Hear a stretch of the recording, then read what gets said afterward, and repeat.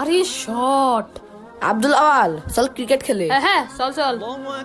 খেলা তো করার দরকার, কিন্তু আজান হয়ে গেল, আগে নামাজ পড়ে আসি। নামাজ পড়ে আসতে গেলে তো ব্যাট ধরতে পারবি না। হ্যাঁ ঠিক বলেছিস। না ভাই, আমাকে আগে নামাজে যেতে হবে, কারণ সবার আগে আল্লাহ।